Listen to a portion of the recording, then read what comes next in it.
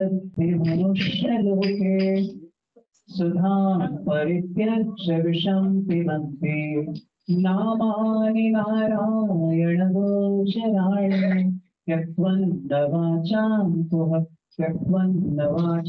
कुहकः पठन्ति. సో ఈ శ్లోకం ఏం చెప్తుందంటే ఈ మనుష్య లోకంలో చాలా ఆశ్చర్యకరమైన ఒక విషయం ఉంది. ఆశ్చర్యం అయితే మనుష్యలోకి ఏంటంటే సుధా పరిత్యజ అమృతాన్ని పక్కన పెట్టి విషం పిబంతి, విషం తాగడంలోనే ఇంట్రెస్ట్ చూపిస్తారు ఇక్కడ, రైట్. సో అందుకనే మీరు చూడండి సత్సంగాలకి తక్కువ మంది వస్తారా ఎక్కువ మంది వస్తారా? ఎందుకనంటే అమృతంలో మాకు ఇంట్రెస్ట్ ఉంది, రైట్. అదే ఈ రోజు చెప్పారనుకోండి Bhavani Shankar Prabhu and Saroja 38th wedding anniversary సందర్భంగా వాళ్ళకి దూరం చుట్టూ వాళ్ళకి తెలిసిన ఒక సినిమా హీరో ఉన్నారు వస్తున్నారు అని చెప్తే రైట్. సో అలా సినిమా విషయాలకి మిగతా విషయాలకి ఇచ్చినంత ప్రాధాన్యత మనము సత్సంగాలకి ఇవ్వమన్నమాట. ఇది చాలా ఆశ్చర్యమైన విషయం. ఎన్నో విషయాల గురించి మనం చదువుతూ ఉంటాము, వింటూ ఉంటాము, రైట్. కానీ భగవంతుడి గురించి వినడంలో మనకి టైం అనేది దొరకదు అన్నమాట. సో యాక్చువల్ గా అమృతం అనేది ఎందుకు మనము వదిలేస్తాము అని అంటే విషయం చాలా అట్రాక్టివ్ గా ఉంటుంది కాబట్టి మనకి అట్రాక్టివ్ గా ఉన్నదే కావాలనిపిస్తుంది, రైట్. సో అందుకనే మీరు చూడండి ఏదైనా సరే మామూలుగా సత్సంగం అనుకోండి పెద్దగా ఏం డెకరేషన్ ఉండదు, అట్రాక్టివ్ గా ఏం తయారు చేయడం ఉండదు. కానీ అదే ఇంకేదైనా విషయం చెప్పాను అనుకోండి సో చాలా డెకరేటివ్ గా అట్రాక్టివ్ గా చేస్తారు, ఎందుకంటే దానివల్ల పబ్లిక్ రావాలి, రైట్. సో విషయం అనేది అట్రాక్టివ్ గా ఉన్నా సరే విషయం ఏం చేస్తుంది మనకి మెల్లిమెల్లిగా చంపిస్తుంది. అయితే మనం ఏదైతే అన్య విషయాలు వింటూ ఉంటామో రోజు అన్య విషయాలు చూస్తూ ఉంటామో దానివల్ల ఏమవుతుందంటే మెల్లిమెల్లిగా మన ఆయువు అనేది తగ్గుతూ ఉంటుంది అన్నమాట. సో అమృతం అనేసి దేన్ని అంటామంటే హరినామాన్ని, నామాన్ని నారాయణ. సో నామాన్ని హరి కథ ఏదైతే ఉంటుందో అది ఎట్లాంటిదంటే అమృతం లాంటిది అన్నమాట. సో అమృతానికి 3 క్వాలిటీస్ ఉంటాయి. ఒకటి ఏంటంటే అమృతం బలాన్ని ఇస్తుంది. ఏమిస్తుంది? బలాన్ని ఇస్తుంది. సో ఎప్పుడైతే మనం సత్సంగంలో వస్తామో మన బాడీ బిల్డింగ్ కాకపోయినా సరే మనది ఏమవుతుంది, మైండ్ బిల్డింగ్ అవుతుంది అన్నమాట. సో మానసికంగా మనకి మనోబలం అనేది వస్తుంది అన్నమాట. రెండోది అమృతం ఏం చేస్తుందంటే ఆయువుని పెంచుతుంది. ఏం చేస్తుంది? ఆయువుని పెంచుతుంది. సో మనకి ఎప్పుడైతే మనం జాతకం చూపిస్తామో జనరల్ గా మన జాతకం కరెక్ట్ గా చూస్తే మనం ఎన్నేళ్ళు ఉంటాం అనేసి చెప్పగలం. కానీ ఆస్ట్రాలజర్స్ ఒక రూల్ ఉంటుంది ఏంటంటే చెప్పొద్దు, ఓకే. అండ్ మనకి శాస్త్రాల ప్రకారం మన ఆయువు అనేది సంవత్సరాలు నెలలో ఉండదు. ఎలా ఉంటుంది? నంబర్ ఆఫ్ బ్రెత్స్, ఎన్ని శ్వాసలు తీసుకుంటున్నారు, ఎన్ని శ్వాసలు వదులుతున్నారు. అందుకని ఎవరైనా చనిపోయారు అనుకోండి ఏమని చెప్తాం మనం? తుది అదే లాస్ట్ బ్రెత్ అనమాట ఆయన అకౌంట్ లో, రైట్. సో ఎప్పుడైతే మనం ఈ హరికథలు వస్తాం, హరినామం తీసుకుంటామో ఇవన్నీ భగవంతుడికి సంబంధించినవి కాబట్టి ఈ ప్రాసెస్ లో మనం ఏదైతే శ్వాసలు వాడతామో అవి మనకి బోనస్ వస్తాయి అన్నమాట, రైట్. సో అలా మనకి ఆయువు కూడా పెరుగుతుంది. అండ్ ఇంకొకటి ఏంటంటే ఎప్పుడైతే భగవంతుని కథ వింటామో మనం చేసే పని, మన ప్రవర్తన మారుతుంది కాబట్టి అందులో ఆ చేసే పనుల్లో మనం తక్కువ శ్వాసంలోనే పని చేస్తున్నాం. ఇప్పుడు మామూలుగా భౌతిక కార్యాలు చేయాలనుకోండి లేదా ఏదైనా ఎంజాయ్మెంట్ కి వెళ్ళాలనుకోండి ఎక్కువ కష్టపడాలి, ఎక్కువ శ్వాసలు తీసుకోవాలి, రైట్. బట్ సత్సంగంలో కూర్చున్నప్పుడు మీరు చూడండి ఎక్కువ శ్వాసలు తీసుకుంటారా తక్కువ తీసుకుంటారా? తక్కువ తీసుకుంటారు. సో అంటే మనం ఏం చేస్తున్నాం, మన లైఫ్ ని అండ్ భగవత్ కార్యంలో మనం పెడుతున్నాం కాబట్టి అవి కూడా మనకి బోనస్ వస్తాయి. అండ్ మూడోది ఏంటంటే benefit, it is very tasty. అమృతం ఎలా ఉంటుంది? చాలా టేస్టీగా ఉంటుంది. అందుకని ఎవరైనా టీ బాగా చేశారనుకోండి ఏమంటాం? అమృతం తాగిన ఎక్స్పీరియన్స్ ఎవరికైనా ఉందా? ఎవరికి లేదు. కానీ ఏం చెప్తాము? అమృతంగా ఉందంటాం. ఎందుకంటే అమృత తుల్యం అంటే మేబీ అమృతం అంటే ఇలాగే ఉంటుంది మనం గెస్ట్ చేసి చెప్తామన్నమాట. సో అమృతానికి ఏమేమి ఉంటాయి? బలాన్ని ఇస్తుంది, ఆయువుని పెంచుతుంది, చాలా టేస్టీగా ఉంటుంది. సో అలాగే హరికథ కూడా మనం వింటే మనకి చాలా మనోబలం అనేది వస్తుంది అన్నమాట, రైట్. సో అందుకనే మనం ఇందులో ఇంట్రెస్ట్ అనేది చూపించాలి. సో ఈరోజు మనము 38th వెడ్డింగ్ యానివర్సరీ అనేది ప్రభుజీ అండ్ మాతాజీ వాళ్ళు జరుపుకుంటున్నాం కాబట్టి ఈరోజు మనం కొంచెం రిలేషన్షిప్స్ గురించి మాట్లాడతాం, రైట్. సో మనము ఒంటరిగా బతకగలమా? మనకి కావాలి, ఫ్యామిలీ కావాలి, మనకంటూ ఫ్రెండ్స్ అన్ని ఉంటారు. సో ఒకవేళ రిలేషన్షిప్స్ మంచిగా బిల్డ్ చేయాలంటే, మంచి సంబంధాలు మనం పెట్టుకోవాలంటే జనరల్ గా మనం అనలైజ్ చేస్తే 4 విషయాలు అనేది చూడవచ్చు, రైట్? సో ఆ విషయాలు ఏంటనేది చూద్దాం. అంటే ఇద్దరి వ్యక్తుల మధ్య సంబంధం అనేది గట్టిగా అవ్వాలంటే ఏమేమి ఉంటే బాగుంటుంది అనేసి మనం చూద్దాం. ఓకే, సో అది ఫ్రెండ్స్ అవ్వచ్చు, బ్రదర్ అండ్ సిస్టర్ అవ్వచ్చు, పిల్లలు తల్లిదండ్రులు అవ్వచ్చు, భార్య భర్త అవ్వచ్చు, ఎవరు అవ్వచ్చు. జనరల్ గా ఈ 4 థింగ్స్ అనేది మనం కామన్ గా చూడొచ్చు అన్నమాట. సో ఫస్ట్ ఏంటంటే బిలీఫ్ సిస్టమ్. ఏం చెప్పండి? బిలీఫ్ సిస్టమ్ అంటే మనం ఏమి నమ్ముతాము, దేనికి విలువిస్తామో, మనకి ఏది విలువైనది అనే ఒక వ్యవస్థ అనేది మన మనసులో ఉంటుంది అన్నమాట, రైట్? సో దాన్ని బట్టి మనం చెప్పొచ్చు, ఓకే ఈ వ్యక్తి దీనికి విలువిస్తాడు, దానికి విలువిస్తాడు, ఈయన ఇది నమ్ముతాడు, అది నమ్ముతాడు అని చెప్పారు. సో ఇద్దరు వ్యక్తులు కలిసి ఉండాలి అని అంటే వాళ్ళ నమ్మక వ్యవస్థ అంటే బిలీఫ్ సిస్టమ్ అనేది ఒకటే ఉంటారు, రైట్? సో పాండవులు కౌరవులు ఒకటే ఉన్నారా లేదా? లేదు, రైట్? సో ఎందుకు అనంటే ఈ ఎగ్జాంపుల్ ద్వారా చూద్దాం. సో మహాభారతంలో ఎప్పుడైతే కురుక్షేత్ర యుద్ధం అనేది డిక్లేర్ అయిందో అప్పుడు పాండవులకి కూడా కృష్ణ రిలేటివ్ అండ్ కౌరవులకు కూడా రిలేటివ్. కాబట్టి ఆయన దగ్గర నారాయణ సేన అనేది ఉంటుంది ద్వారకాలో, రైట్? కృతవర్మ లీడ్ చేసుకుంటారు, నారాయణ సేన ఉంటుంది. ఆ సేన ఎవరి పక్కన ఉంటుంది, కృష్ణ ఎవరి పక్కన తీసుకుంటారు అనేది డిసైడ్ చేయడం కోసం పాండవుల తరఫు నుంచి ఎవరు వెళ్తారు? అర్జున వెళ్తారు. అండ్ కౌరవ తరఫు నుంచి దుర్యోధన వెళ్తారు. సో ఎప్పుడైతే వెళ్తారో అప్పుడు కృష్ణ పడుకొని ఉంటారు అన్నమాట. ఫస్ట్ దుర్యోధన ఎంట్రీ ఇస్తారు అండ్ చూస్తారు ఏంటంటే నిద్రపోయి ఉన్నారు కాబట్టి కొంచెం వెయిట్ చేద్దాం అనుకుంటారు. మనకి ఏదైనా ఎవరికైనా పని తీయించుకోవాలనుకోండి, వాళ్ళ ఇంటికి వెళ్ళినప్పుడు నిద్రపోతున్నారు అనుకోండి, మంచి నిద్రలు ఉన్నప్పుడు లేపుతామా వెయిట్ చేస్తామా? ఎందుకంటే నిద్రలకి వెళ్ళి లేపితే ఎక్కడ లేని చిరాకు వస్తుంది, రైట్? సో అందుకనే అట్లా చిరాకులో ఉండే వ్యక్తి మనకి ఫేవర్ చేయదు కాబట్టి వెయిట్ చేస్తాం. అలాగే అర్జున కూడా వస్తారు, అప్పటికి కృష్ణ పడుకొని ఉంటారు. సో అర్జున కాళ్ళ దగ్గర కూర్చుంటారు అండ్ దుర్యోధన పక్కన కూర్చుంటారు. సో ఒకవేళ వ్యక్తి ఇలా పడుకునే వ్యక్తి ఇలా లేచినప్పుడు ఫస్ట్ ఎవరిని చూస్తాడు? సో అడుగుతారు అనమాట, ఏ అర్జున ఎప్పుడు వచ్చావు ఏంటి వచ్చిందా? పక్కన దుర్యోధన ఉండి నేను కూడా వచ్చాను, నన్ను కూడా పట్టించుకోండి, రైట్? సో ఓకే దుర్యోధన నువ్వు కూడా వచ్చావా, చెప్పండి ఏంటి విశేషం, ఇద్దరు వచ్చారు అని అంటే చెప్తారనమాట. ఆల్రెడీ తెలుసు కదా యుద్ధం అనేది జరగబోతుంది, సో నువ్వు ఎవరి సైడ్ ఉంటావు అనేది మాకు కావాలి. అప్పుడు కృష్ణ చెప్పాలన్నమాట, చాలా ఆలోచించి నేను ఒక డెసిజన్ తీసుకున్నాను. ఏంటంటే నేను మీ ఇద్దరికి సంబంధించిన వాడిని కాబట్టి, ఇద్దరికి న్యాయం చేయాలి కాబట్టి నేను మీకు 2 ఆప్షన్స్ ఇస్తాను. ఒకళ్ళు ఒక ఆప్షన్, ఇంకొకళ్ళు ఇంకో ఆప్షన్ అనేది చూస్ చేసుకోవచ్చు. సో ఫస్ట్ ఆప్షన్ ఏంటంటే నా నారాయణి సేన నేను ఒకే పక్కన ఉంటాను. సో నేను ఎక్కడ ఉంటానో నారాయణి సేన ఆపోజిట్ టీమ్ లో ఉంటుంది. ఎక్కడ నారాయణ సేన ఉంటుందో అక్కడ నేను ఉంటాను. అండ్ నేను ఆయుధాలు పట్టాను, కావాలంటే అడ్వైజర్ లాగా ఉంటాను. ఓకే, సో ఆప్షన్ ఏ నేను యుద్ధం చేయను, కావాలంటే అడ్వైజర్ లా ఉంటాను. ఆప్షన్ బి ఏంటి, నా నారాయణ సేన అనేది తీసుకోవచ్చు. సో ఆప్షన్ ఏ నేను, ఆప్షన్ బి నా సేన, ఏం కావాలో కోరుకో అనేసి అర్జునాన్ని అడుగుతాను. సో దుర్యోధన అంటారు అనమాట, అర్జునకి ఫస్ట్ ఎందుకు ఇస్తున్నావు, ఫస్ట్ నేను వచ్చాను, రైట్?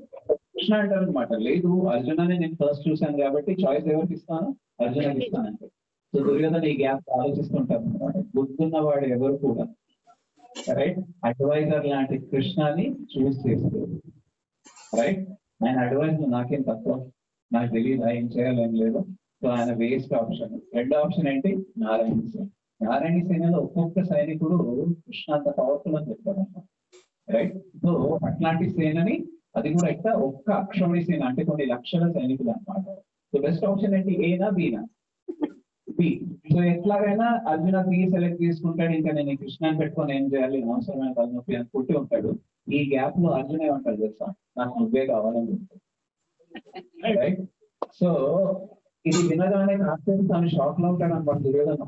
నాకు తెలిసి ముందున్నవాడు ఎవరు కూడా ఇట్లాంటి ఆప్షన్ తీసుకోడు. Arjuna sentimental pool, right? మరి కృష్ణాన్ని రిలీజ్ చేస్తే ఫీల్ అవుతాడని చూస్ చేసుకుంటున్నాడు. ఏదో ఒకటి లేదు, నాకైతే నారాయణ సేన వచ్చింది. సో ఆయనకి ఆప్షన్ ఇచ్చిన ఆయన చూస్ చేసుకునేవాడు, నారాయణ సేన కావాలనుకునేవాడు. ఆటోమేటిక్ ఆయనకి ఏమవుతుంది, నారాయణ సేన వచ్చింది. సో లోపల ఎంతో ఆనందంగా ఉన్నా సరే బయట ఎక్స్ప్రెషన్ మాత్రం ఏదో కృష్ణాన్ని కోల్పోయినాను, యాక్చువల్ గా నాకు ఆప్షన్ ఇస్తే నేను నిన్నే చూస్ చేసుకుంటుండే అని ఎక్స్ప్రెషన్ పెట్టాడు. సో ఫైనల్ ఏమైంది, నారాయణ సేన దుర్యోధన దగ్గరకు వచ్చింది. సో వచ్చిన తర్వాత ఆ దుర్యోధన నారాయణ సేనను తీసుకెళ్ళి ఎవరి దగ్గర వెళ్తాడు, భీష్ముడి దగ్గర వెళ్తాడు. వెళ్ళి గర్వంగా చెప్తాడు అనమాట, నారాయణ సేన ఇప్పుడు మనది అని చెప్తాడు అనమాట. సో జరిగిన వృత్తాంతం చెప్తాడు. కృష్ణ 2 ఆప్షన్స్ ఇచ్చారు అండ్ అందులో అర్జున నారాయణ నుండి తీసుకున్నాడు, నేను నారాయణ సేనని తీసుకున్నాను. సో ఇప్పుడు మనకి విజయం ఖాయము. సో మంచి తయారు చేసి మంచి ఆప్షన్ ని తీసుకొచ్చాను అనేసి భీష్ముడికి చెప్పాడు. సో భీష్ముడు ఇంట్లో అరే నారాయణుడు లేని నారాయణ సేన ఎందుకు పనికిరాదు, రైట్? సో ఆ ఎక్స్ప్రెషన్ భీష్ముడిది ఎలా ఉండే అంటే దీనంగా ఉండే అన్నమాట. సో అప్పుడు దుర్యోధన అంటాడు, నేను ఇంత చక్కగా వెళ్ళి అంత బలవంతమైన సేనని తీసుకొని వచ్చాను, హ్యాపీగా ఎందుకు? అండ్ అర్జున ఆయనని చూస్ చేసుకొని హ్యాపీగా ఉన్నాడు, నేను ఈయనని చూస్ చేసుకొని సైన్యాన్ని తీసుకొచ్చిన వీడు హ్యాపీగా లేదు. సో ఏంటి అనేది అర్థం కాదు. ఎందుకు అనంటే అర్జున బిలీఫ్ సిస్టమ్, ఆయన ఏం నమ్ముతాడో దుర్యోధనుడు ఏం నమ్ముతాడో చాలా డిఫరెంట్. అర్జునకి Krishna is most important and Krishna ఉంటే అన్ని ఉన్నట్టు. దుర్యోధనకి ఏంటంటే కృష్ణ ఎవరు అనేది తెలియదు. ఈవెన్ ఎప్పుడైతే శాంతి సమావేశం కోసం కృష్ణ శాంతి దూతి లాగా వస్తారు, అప్పుడు తను విశ్వరూపం చూపించినా సరే దుర్యోధనుడు నమ్మడు. 6 నెలలు యోగా మెడిటేషన్ చేస్తే నేను కూడా ఇట్లాంటి జిమ్మిక్కులు చూపిస్తా అంటే, సో ఇవన్నీ మీరేం భయపడకండి, మనకి ఎదుగుతామని అందరికీ హామీ ఇస్తాడు అనమాట. సో విశ్వరూపం చూపించినా సరే ఆయన నమ్మడు అనమాట. సో అర్జునుడికి తెలుసు కృష్ణుడు దేవాది దేవుడు, ఆయన ఉన్నంత వరకు మనము గెలుస్తామని. సో బిలీఫ్ సిస్టమ్ అనేది ఇద్దరికి డిఫరెంట్ గా ఉంది. సో అలాగే మనం కూడా చూస్తుంటాం, మన దాంట్లో కూడా 2 ఫ్రెండ్స్ ఉన్నారు. ఒక ఫ్రెండ్ లేదా 2 బ్రదర్స్ ఉన్నారు. ఒక బ్రదర్ ఏమో మనుషులకు విలువిస్తాడు, ఇంకొక ఆయన డబ్బులకు విలువిస్తున్నాడు. 2 కలిసి ఉండే అవకాశం ఉందా? అలాగే భర్త ఏమో భక్తి చేస్తా అంటున్నాడు, భగవంతుడి కోసం దాన ధర్మాలు చేస్తా అంటున్నాడు. భార్య ఏమో ఎలాగో అలా కూడబెట్టేసి డబ్బులు ఎలా పోగొట్టాలనేసి మెంటాలిటీతో ఉంది. సో వీళ్ళిద్దరు సుఖంగా ఉంటారు కదా. సో మన బిలీఫ్ సిస్టమ్ అనేది ఒకటైనప్పుడే ఇద్దరు ఒకటి ఉండే అవకాశం ఉంది.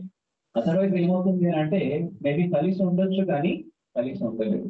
So they will be together but mentally differences అనేవి ఉంటాయి. సో అందుకనే ఏ ఫ్రెండ్షిప్ అయినా బ్రదర్స్ అయినా సరే, సో పాండవులు 5 ఒకే మాట మీద ఉండేవాళ్ళు, రైట్? బట్ కౌరవులు పాండవులతో ఏకీభవించేవాళ్ళు కాదు. ఎందుకంటే పాండవుల బిలీఫ్ సిస్టమ్ అనేది డిఫరెంట్ అండ్ కౌరవుల బిలీఫ్ సిస్టమ్ అనేది డిఫరెంట్. సో వాళ్ళకి విలువలు ఇంపార్టెంట్, దుర్యోధనుడికి విలువైనది ఇంపార్టెంట్, రైట్? సో అందుకని ఆయనకి రాజ్యం మీద ఉంది, అంతా ఉంది, కానీ కృష్ణుడి పైన కానీ ఆ బంధాల్లో కానీ ఏమీ లేదన్నమాట. సో బిలీఫ్ సిస్టమ్ అనేది ఒకటైనప్పుడే ఇద్దరు వ్యక్తులు లాంగ్ టర్మ్ గా ఉండగలరు. లేదు అని అంటే ఉంటారు కానీ కలిసి ఉండే అవకాశం చాలా తక్కువ అనమాట. So what is the belief system అనమాట. సో అయితే క్వశ్చన్ ఏమవుతుందంటే ఈ బిలీఫ్ సిస్టమ్ అనేది, ఈ వ్యవస్థ అనేది కొందరు విలువలకి ప్రాధాన్యత ఇవ్వడం, కొందరు విలువైనవి తీసుకోవడం, ఇది ఎలా డెవలప్ అవుతుంది అని అంటే ఈ అసోసియేషన్ వల్ల, రైట్? సో మనం దేనితో సాంగత్యం చేస్తున్నాం, ఏం వింటున్నాము, ఏం చదువుతున్నాము, ఎవరితో ఉంటున్నామో దాన్ని బట్టే మనం ఎలా ఆలోచిస్తాం, దేనికి విలువ ఇస్తాము, దేనికి ప్రాధాన్యత ఇస్తాం అనేది నడుస్తుంది, రైట్? సో ఒకవేళ మనం చూసినట్లయితే శుక్రాచార్య హిరణ్యకశ్యపు అండ్ హిరణ్యాక్షకి గురువు, రైట్? ప్రహ్లాద్ మహారాజ్కి ఎవరు గురువు? నారదుడు, రైట్? సో నారదుడు ఎప్పటి నుంచి గురువు ప్రహ్లాద్ మహారాజ్కి? రైట్? సో ఆయన కయాదు గర్భంలో ఎన్ని సంవత్సరాలు ఉన్నారు తెలుసా ప్రహ్లాద్ మహారాజ్? ఎన్ని సంవత్సరాలు ఉన్నారు? 10,000 సంవత్సరాలు. మీరు 9 మాసాలు మోసిన పిల్లలు కంటే కయాదు ఎన్ని మాసాలు మోసింది? 10,000 into 12 అన్ని మాసాలు మోసింది. అండ్ అదే కండిషన్ ఏముంటే అంటే హిరణ్యకశిపుడు తపస్సుకు వెళ్ళాడు కాబట్టి ఈ బిడ్డ బయటికి వస్తే దేవతలు ఈ బిడ్డనికి హాని చేస్తారు. ఎందుకంటే రాక్షసుడి బిడ్డ ఏమవుతాడు? రాక్షసుడు అవుతాడు. కాబట్టి తండ్రి ఇంత ఘోరంగా ఉన్నాడు, మళ్ళీ కొడుకు ఎలా ఉంటాడు అనేసి భయం కాబట్టి అటాక్ చేస్తారు. కాబట్టి నారదునికి చెప్తుంది, ఆయన తిరిగి వచ్చేంత వరకు నేను డెలివరీ చేయను అనేసి. సో అందుకనే ఆ 10,000 years ఎక్కడ ఉంటుంది అని అంటే నారదముని ఆశ్రమంలో ఉంటుంది. నారదముని ఎవరికన్నా ఏం చెప్తూ ఉంటారు? నారాయణ నారాయణ అనుకుంటూ నారాయణ గురించి చెప్తారు. కాబట్టి మొత్తం హరికథ వింటూనే ఉంటారన్నమాట. అయితే కయాదు ప్రెగ్నెంట్ ఉండే కాబట్టి అలిసిపోయి అప్పుడప్పుడు నిద్రపోయేది, కానీ లోపల ప్రహ్లాద్ మహారాజ్ మాత్రం యాక్టివ్ గా వినేవాళ్ళు అనమాట, రైట్? సో శుక్రాచార్య విష్ణు శత్రువు, ఆయన పైన గెలవాలి అనే ప్లానింగ్ ఇచ్చేవాడు హిరణ్యకశ్యపుకి, హిరణ్యాక్షుకి. నారదుని ఏం చెప్పేవాళ్ళు? ప్రహ్లాద్ మహారాజ్కి సరెండర్ అవ్వాలి విష్ణుకి అని చెప్పేవాడు అనమాట. అందుకనే మీరు ఎంతమంది మహావతార నరసింహ సినిమా చూశారు? రైట్. అందులో ప్రహ్లాద్ మహారాజ్ ని ఒళ్ళో కూర్చోబెట్టుకొని అడుగుతారు అనమాట, ప్రహ్లాద చిత్తపుత్రుడా, నువ్వు స్కూల్లో బెస్ట్ ఏం నేర్చుకున్నావు అని. ఆయన ఏమంటాడు, విష్ణునే ఆరాధించాలి, విష్ణుకి అన్ని ఇచ్చుకోవాలంటారు. సో ఫస్ట్ థింగ్, హిరణ్యకశ్యపుకి విష్ణు అంటే శత్రువు, రైట్. రెండోది, హిరణ్యకశ్యపు మెంటాలిటీ ఎట్లా అంటే వేరే వాళ్ళ దగ్గర ఉన్నది దోచుకోవాలని యాటిట్యూడ్ కానీ ఇచ్చుకోవాలనేది లేదు. అండ్ ఇచ్చుకోవాలని ఎవరు చెప్తున్నారు, విష్ణుకి ఇవ్వాలనేసి ఎవరు చెప్తున్నారు, తన కొడుకు చెప్తున్నారు. కాబట్టి ఏమైంది, ఆ తల్లి కొడుకు తల్లిదండ్రులు ఎలా ఉంది, సారీ బిడ్డ తండ్రి కలిసి ఉన్నారా, విడిపోయారు. ఎందుకంటే వీళ్ళ అసోసియేషన్ లో, నారదముని అసోసియేషన్ ఆయనకి భక్తి పెరిగింది, విష్ణు అంటే సరెండర్ అనేది పెరిగింది. అండ్ ఇటువైపు హిరణ్యకశ్యపుకి శత్రుత్వం అనేది పెరిగింది. అలాగే ఇంకా మనం మహాభారతంలో ఎగ్జాంపుల్ చూసుకుంటే, కర్ణుడు మంచివాడా చెడ్డవాడా, చెడిన మంచివాడా, రైట్. సో కర్ణుడు ఎప్పుడైతే పాండవులకి కౌరవులకి ట్రైనింగ్ అయిపోతుందో అప్పుడు ఒక మ్యాచ్ అనేది ఉంటుంది అనమాట, ఎవరి శక్తి ఎంత అని ఒక పెద్ద గ్రౌండ్ లో శక్తి ప్రదర్శన జరుగుతుంది. అప్పుడు కర్ణుడు వస్తారనమాట. సో కర్ణుడు వచ్చినప్పుడు ఆయనకి పర్మిషన్ అనేది ఇవ్వాలన్నమాట, ఎందుకంటే నువ్వు సూతపుత్రుడు, నువ్వు క్షత్రియుడు కావు, ఈ ఏరియాలో నీకు అవకాశం లేదు. అప్పుడు దుర్యోధనుడు ఫిలాసఫీ చెప్తాడు, ఏమని చెప్తాడు, మయా చాతుర్వర్ణ్యం మయా సృష్ట గుణకర్మ విభాగ అని చెప్తాడు, రైట్. అంటే జాతి అనేది పుట్టుకతో ఉండదు, గుణాలతో కర్మలతో ఉంటుందని చెప్తాడు, రైట్. సో ఈ చెప్పి ఏమంటాడు, ఆయనకి క్షత్రియ గుణాలు ఉన్నాయి కాబట్టి ఆయనకి క్షత్రియుడిలా కన్సిడర్ చేయాలని అంటారు. ఒకవేళ మీరు అట్లా కన్సిడర్ చేయకపోయినా సరే నేను ఆయనని అంగరాజుని చేస్తాను, అంగాని దేశానికి రాజుని చేస్తాను, సో ఆయనకి అర్హత వస్తుంది అని అంటారు. అయితే ఇక్కడ క్వశ్చన్ ఏంటంటే, దుర్యోధనకి కర్ణ అంటే సాఫ్ట్ కార్నర్ ఎందుకు, ఎవ్వరు పట్టించుకునేది ఎందుకు పట్టించుకున్నారు అని అంటే, అర్జునుడిని కొట్టేవాడు ఎవరన్నా ఉన్నారు అని అంటే కర్ణుడు అయి ఉంటాడు అనేసి దుర్యోధనుడికి నమ్మకం అనమాట. సో ఆయన కరుణా హృదయంతో ఏదో కర్ణుడికి మంచి చేద్దామని కాదు, మంచిగా చేసుకుందాం అనేసి ఏం చేస్తారు, అంగరాజుగా చేస్తారనమాట. సో అలా ఈ ఫేవర్ చూసింది ప్రపంచంలో నన్ను ఎవ్వరు పట్టించుకోవట్లేదు కానీ దుర్యోధన నన్ను పట్టించుకున్నాడు కాబట్టి కర్ణ ఆ రోజు నుంచి దుర్యోధనుడికి చాలా విశ్వాస పాత్రుడయ్యాడు, లాయల్ ఫ్రెండ్ అయిపోయాడు అన్నమాట, రైట్. సో ఆ లాయల్టీ వల్ల ఏమైంది అని అంటే, ఆ భారం ఏదైతే ఉంటుందో ఎవ్వరు చేయలేనిది ఈయన నాకు చేస్తున్నాడని ఆ భారంలో ఏమైందంటే, ఈవెన్ దుర్యోధన తప్పుడు పనులు చేసినా సరే సపోర్ట్ చేయడం స్టార్ట్ చేస్తుంది, రైట్. సో ఎప్పుడైతే మనం ఒక వ్యక్తికి తప్పు అని తెలిసినప్పుడు లాయల్టీ చూపించాల్సిన అవసరం లేదు, because loyalty has to be shown according to ధర్మ. అంటే మనం విశ్వాస పాత్రలై ఉండాలి, మనకి ఎవరైనా హెల్ప్ చేస్తే, కానీ చూడాలి ఆ వ్యక్తుడు ధర్మాత్ముడా కాదా. అధర్మం చేస్తున్నాడు అయినా సరే నాకు ఫేవర్ చేశాడని ఆయనతో ఉన్నాం అనుకోండి, ఏమవుతుంది, then we will also become అధర్మం. సో అలాగే కర్ణుడు ఏమయ్యాడు, ఎవరి అసోసియేషన్ లో పాడయ్యారు, దుర్యోధన శకుని వీళ్ళ అసోసియేషన్ లో పాడైపోయారు. అలాగే రామాయణంలో కూడా ఒక గొప్ప రాణి ఎవరి అసోసియేషన్ లో పాడైపోతుంది, మంథర మాటలు విని ఏం చేస్తుంది, శ్రీరామచంద్రుడిని బయటకు రైట్. సో యాక్చువల్ గా ఎప్పుడైతే శ్రీరామచంద్రుడిని పట్టాభిషేకం చేద్దామనే న్యూస్ అందరికి తెలుస్తుందో అప్పుడు మంథర కూడా వచ్చేసి కైకేయికి చెప్తుంది అనమాట, విన్నావా శ్రీరామచంద్రుడిని పట్టాభిషేకం చేస్తున్నారనేసి. అవును విన్నాను, చాలా ఆనందంగా ఉందనేసి ఒక మెడల్లో నుంచి హారం తీసిస్తున్నారు, రైట్. ఇస్తే మంథర ఏం చేస్తుంది తెలుసా, కింద పడేస్తుంది. కింద పడేసి నీకు గుర్తుందా, అసలు ఏం జరుగుతుంది, అసలు నీకు కనబడట్లేదా, ఆయన రాజు అయితే మళ్ళీ నీ పొజిషన్ ఏమవుతుంది, రైట్. అండ్ నీ కొడుకు పొజిషన్ ఏమవుతుంది, నేను చెప్తాను విను, రైట్. భరతుడిని రాజు చేయి. అండ్ రామచంద్రుడు ఉన్నంత వరకు భరతుడు ఒప్పుకోడు కాబట్టి ఆయన వనవాసాలు పంపించారు. కానీ ఇవన్నీ దశరథ్ మహారాజ్ ఎందుకు పెట్టాడని నీకు డౌట్ రావచ్చు. నీకు తెలుసా, 2 వరాలు నీకు ఇస్తానని చెప్పాడు దశరథ్ మహారాజ్, ఇప్పుడు అది వాడుకో అని చెప్తుంది అన్నమాట, రైట్.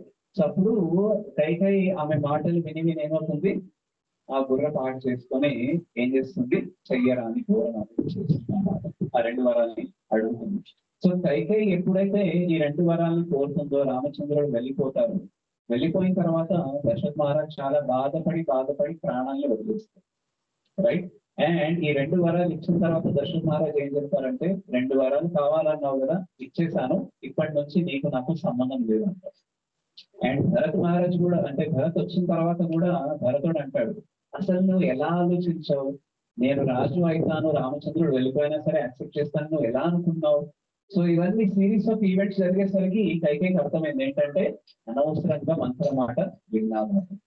సో మనం కూడా మన జీవితంలో చేస్తామా లేదా? ఎవరో చెప్పిన మాటలు విని మన సంబంధాలని మనము పాడు చేసుకుంటుంటాం అన్నమాట. సో అందుకనే ఇద్దరు వ్యక్తులు కలిసి ఉండాలంటే వాళ్ళు ఎవరి సాంగత్యంలో ఉన్నారనేది కూడా ఇంపార్టెంట్. దశరథ మహారాజు కైకేయి కలిసి ఉండాలి అనుకున్నారు, కానీ కైకేయికి ఎవరి సాంగత్యం వల్ల దశరథ మహారాజు నుంచి విడిపోవాల్సి వచ్చింది? మంత్ర అన్నారు. సో మనం ఎంత బాగున్నా సరే, మన బిలీఫ్ సిస్టమ్ ఎంత బాగున్నా సరే, మన అసోసియేషన్ బాగాలేదనుకోండి, మెల్లమెల్లగా బిలీఫ్ సిస్టమ్ మారిపోతూ ఉంటుంది. ఎందుకంటే హారం తీసి ఇచ్చిన కైకేయి అంటే ఆమె బిలీఫ్ సిస్టమ్ ఏంటి? రామచంద్రుడు నా కొడుకే, ఆయన రాజు అయితే మంచిదే అని అనుకుంది. కానీ అసోసియేషన్ వల్ల ఏమైంది? మారింది. యాక్చువల్ గా అందరూ చెడ్డవాళ్ళు ఉంటారు, కొందరు చెడ్డవాళ్ళు ఉంటారు, అండ్ మంచి వాళ్ళకి వీక్నెస్ ఉంటుంది. ఆ వీక్ మూమెంట్ లో ఆ చెడ్డవాళ్ళు చెప్పిన చెడు విషయాలు విని ఏమవుతారు? చెడిపోతారు అన్నమాట. సో ఈరోజు చూడండి, ఏ సంబంధాలు పాడవ్వాలన్నా సరే, డివోర్స్ అవ్వాలన్నా సరే, ఏదైనా అవ్వాలి సరే, ఒకసారి క్లోజ్ గా చూస్తే వాళ్ళ అసోసియేషన్ లో ప్రాబ్లం ఉంటుంది. రైట్? కొన్నిసార్లు కొన్ని డివోర్స్ కేసెస్ లో అయితే తల్లిదండ్రులే కారణం. రైట్? సో అట్లా అసోసియేషన్ అంటే మంచి నీతి చెప్పాల్సిన వాళ్ళు, ధర్మ మార్గం నటించిన వాళ్ళే ఏం చేస్తున్నారు? రివర్స్ అయిపోతున్నారు. సో అందుకని association is very important. So first point ఏంటి? బిలీఫ్ సిస్టమ్ అనేది. రెండోది ఏంటి? అసోసియేషన్. ఈ అసోసియేషన్ మరి మంచిదేది చెడు ఏది తెలుసుకోవాలంటే మనం శాస్త్రాలు ఫాలో అవ్వాలి. ఇప్పుడు నాకు అనిపించవచ్చు ఇది మంచిది ఇది చెడు అని, మీకేమనిపించవచ్చు? లేదు ఇది మంచి అది చెడు అని రివర్స్ అనిపించవచ్చు.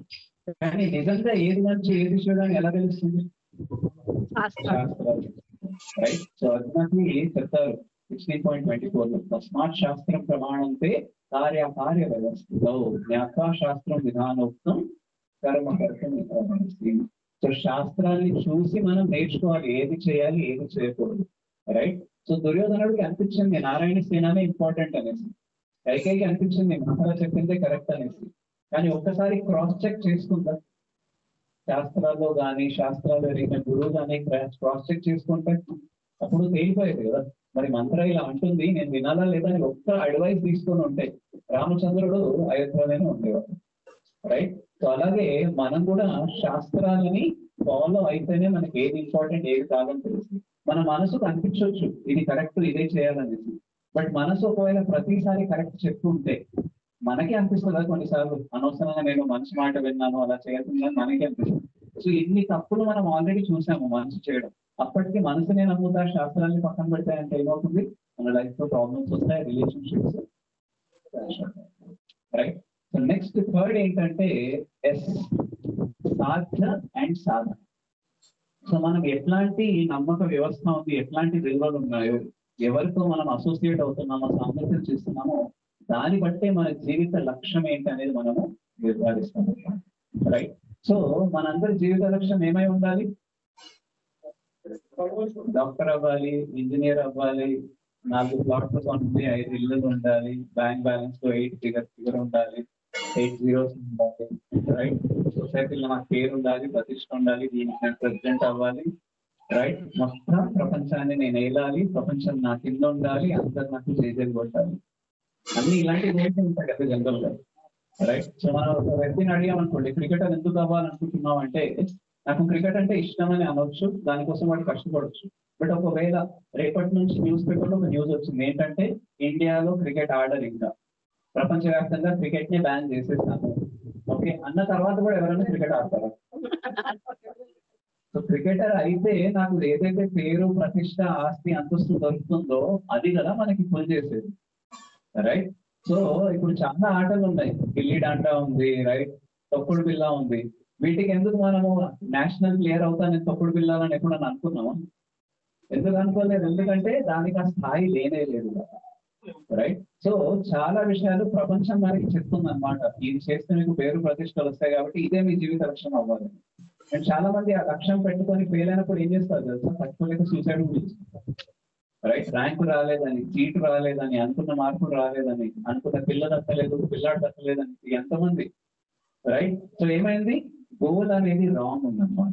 మన శ్రీమద్ భాగవతంలో ప్రహ్లాద్ మహారాజ్ చెప్తారనమాట, నతే విదుః స్వార్థగతిం హి విష్ణుం దురాశయాయ బహిరర్థమానినః అంధః యశైరుపనీయమానాః వేదేశతంత్ర్యామురుదాం నిబద్ధాః.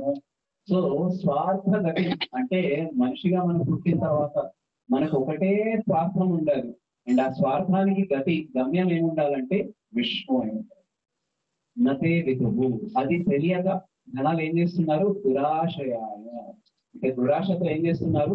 బహిరర్థమానినః అంటే బాహ్యంగా బాగా ఆస్తి అంతస్తు పేరు ప్రతిష్టలు కనిపించే వస్తువులు ఏవైతే ఉంటాయో